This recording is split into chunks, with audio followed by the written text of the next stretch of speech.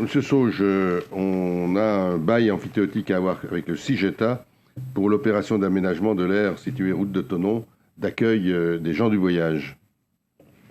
Bonsoir, merci Monsieur le maire. Juste un petit point en préambule pour rappeler que cet aménagement fait suite au schéma départemental 2019-2024 relatif à l'accueil et à l'habitat des gens du voyage en Haute-Savoie et donc prévoyait d'augmenter la capacité de l'aire permanente d'accueil située route de Thonon de 12 places supplémentaires. Donc c'est important, je pense, de le rappeler, et donc de passer à 44 places, ce qui sera fait dans le cadre des aménagements.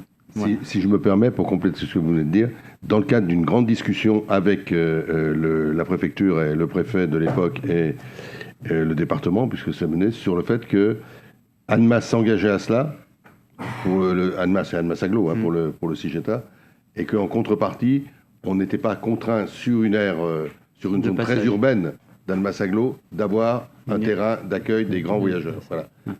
C'était... Voilà, on négocie les choses. Et donc, ça n'empêche pas qu'ils viennent quand même, mais de terrain officiel. Et ça risque de revenir encore un petit peu. Et donc, cette compétence qui est normalement d'Annemasse Agglo est déléguée au CIGETA.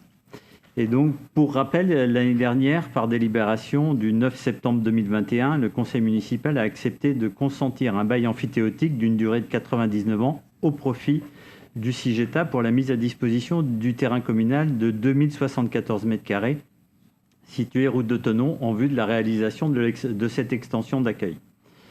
Le dit bail n'a toujours pas été signé à ce jour. En effet, le projet du CIGETA a évolué vers un réaménagement global, alors qu'au départ, on devait créer uniquement 12 places et laisser en l'état les autres places qui étaient existantes. Il y a la volonté de réaménager globalement l'aire d'accueil, incluant une extension du site sur des terrains d'Annemasse Agglo, de la commune et du CIGETA, pour une surface totale d'opération de 9 574 m². Ce nouveau projet de restructuration met en application les préconisations du décret 2019-1478 du 26 décembre 2019, permettant d'assurer le respect des règles d'hygiène, de sécurité et de satisfaction des besoins en eau, assainissement, électricité. Il a fait l'objet d'une demande de permis d'aménager qui est en cours d'instruction. Effectivement, il faut reprendre complètement l'ensemble de l'aire et reconstruire ces 44 places.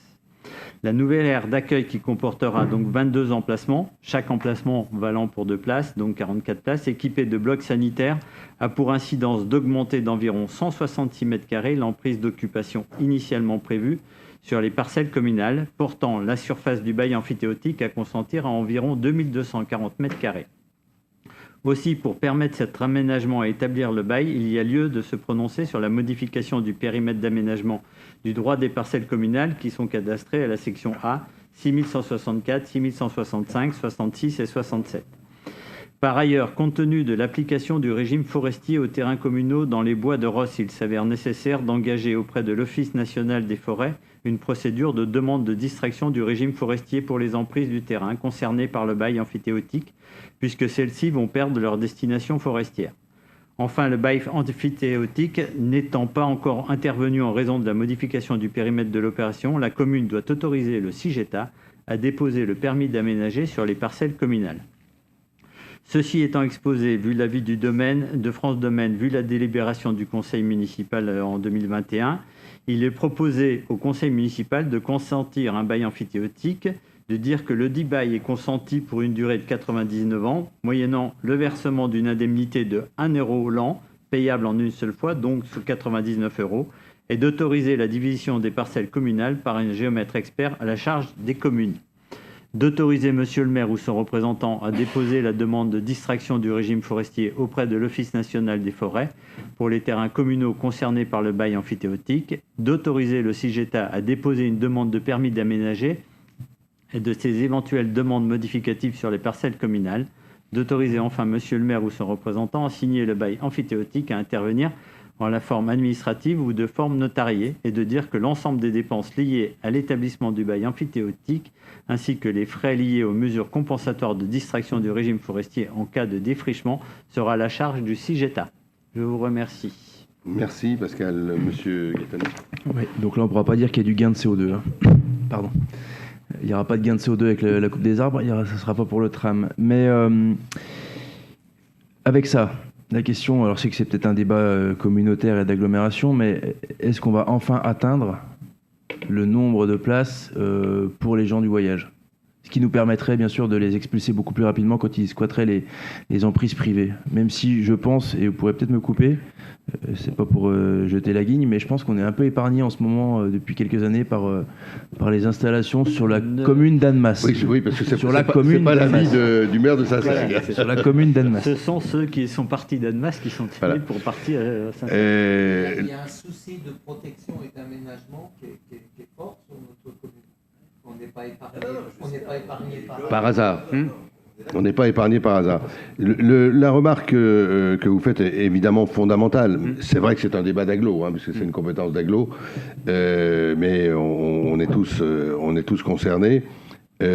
Aujourd'hui, on a du mal, et c'est un débat que mène le président de l'agglo, on a du mal à comprendre le refus de l'État de prendre des mesures d'expulsion vis-à-vis de groupes qui ne respectent rien, ce qui s'est passé à Saint-Cergue et à Machilly récemment le montre. Alors est-ce qu'on sera en règle?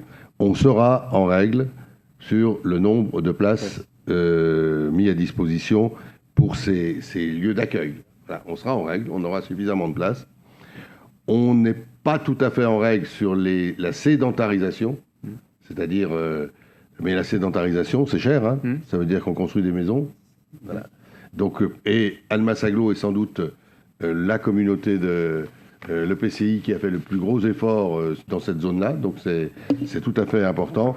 Donc on a une perspective qui peut être prise en compte dans le plan.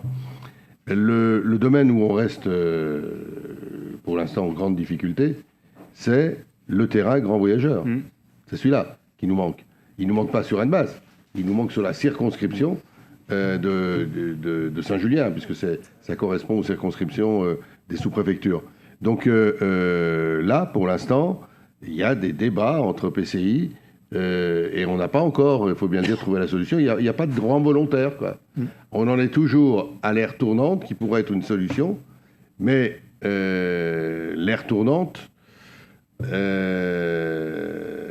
elle est jamais, j'allais dire, elle est jamais fixe, oui. C'est-à-dire que on se trouve, quand on veut l'ouvrir, que d'un seul coup, ah non, c'est plus possible, il y a un problème, etc. Ce qui a été le cas, il y a le CIGETA. J'espère que le CIGETA va reprendre en main cette situation, voilà, et qu'on arrivera à une situation qui nous permettra de discuter dans de bonnes conditions avec le préfet. On est dans une rencontre récente avec le président du département ici.